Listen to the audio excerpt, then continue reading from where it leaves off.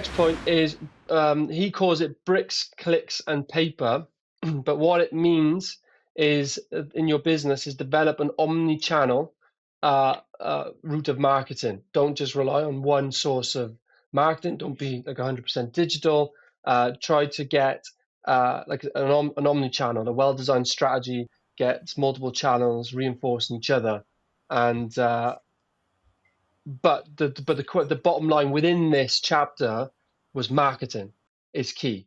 Eyeballs, attention, and driving attraction to your business is what drives sales and top line, and everything starts feeding on each other. You cannot do a sale if you've not got a lead. What do you guys think about that? I mean, marketing's important. I'd have probably said it isn't as important as the other areas, in my opinion, but I think it is fundamental to one of the 9 steps. I disagree, but maybe that's because I'm a marketing person and I'm biased. But in the world of influencers, you just look at some of these influencers and the businesses they build because of the following they have. It is an insane amount of leverage these days to be good at marketing. But in the same breath, there's people who are not good at marketing and don't really do any marketing, but they build massive businesses. So it's not a strict rule, but I think being good at marketing is only ever a very useful tool that can scale.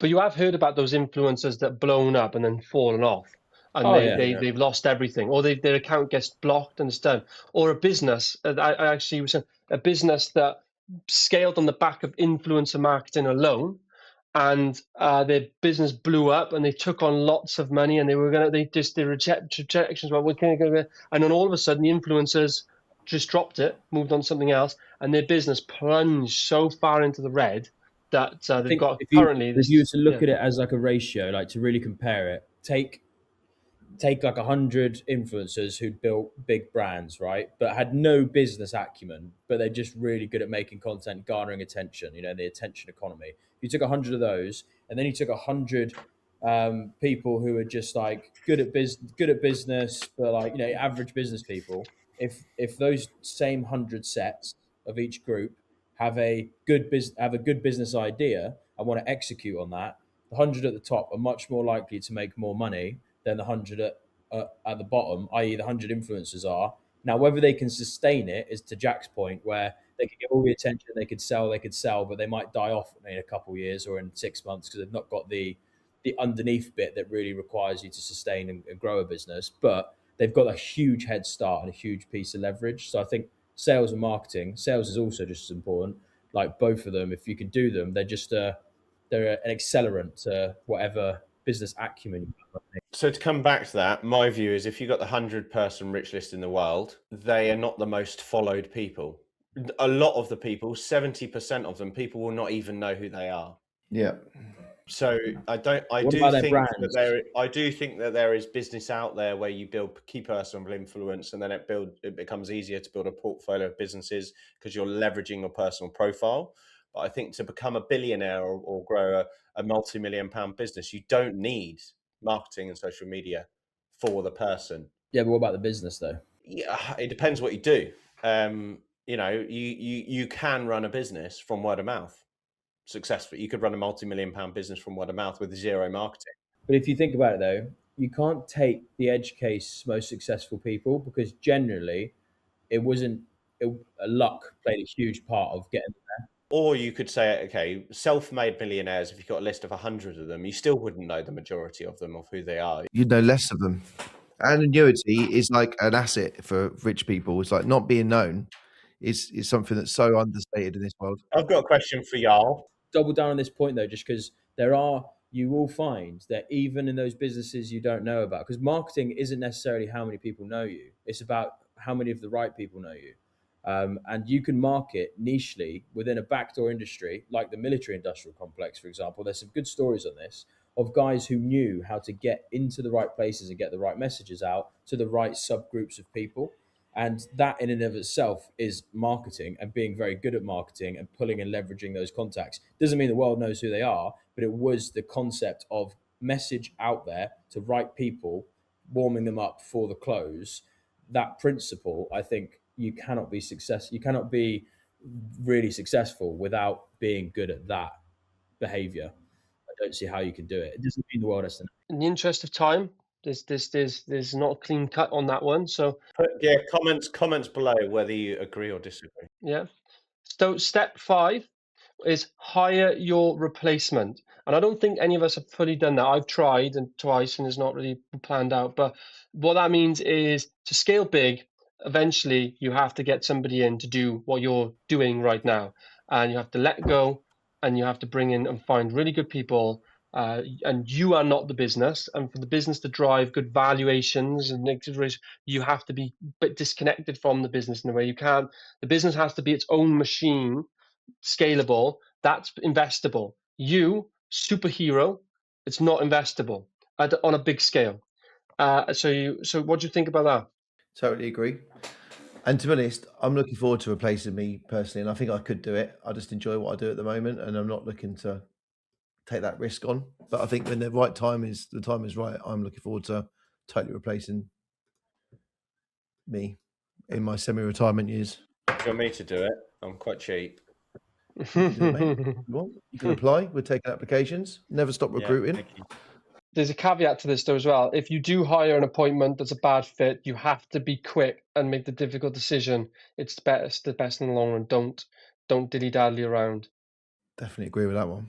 Jack and Ryan, what's your comments on this one? I think at the right time, of course, you've got to do it, because if you're, Do you think you will? if you're trading a multi-million pound business, your hourly rate is not justified for someone that could probably be on 200 grand a year and do the same job per se once it's built. Do I think Right. I will? Yeah, all my businesses are different. In some businesses, yes. In others, probably not. I actually drilled into this question with Richard at that roundtable, and there is, and he acknowledges there's nuance to the replacement part, because you basically go through a cycle of constantly replacing jobs and stuff you're doing. So you're constantly delegating and creating department heads and doing things like that. Once you're at the CEO position, which is the bit that Richard's really referring to, is like, how do you get someone to come in and manage the whole top down piece, and that replacement layer, which is a very different thing, that is definitely critical if you want to scale massive. If you don't want to scale massive, like, and you want to just, i.e., you could still make tens of millions a year, I don't see that you need to replace yourself at the top as the top dog. But if you want to go global and you want to open new markets, then yeah, you do need to replace that CEO day to day, so that you can go think strategy, relationships. How do I go meet that guy in America to set up the new foundations out there to copy and paste my model? Then yeah, you got to find that right person. And Richard said that finding that person is one of the most difficult things you will do as a business owner, because not only are you giving away your baby in a way and trusting someone else with it, but finding that right person, whether it's promoting from within or like parallel hiring within a similar industry, and genning them up and trusting them. And Richard had it himself, where he brought someone in, thought they're the right person, they fucked it over 18 months, and he had to go back in and do that job. And it's just the most difficult hire, probably. It is the most. You can kind of offset that a little bit with middle management, can't you? Because Exactly, yeah. I think that probably Stuart and Rye have middle management, people head of departments, which gets you to the next step.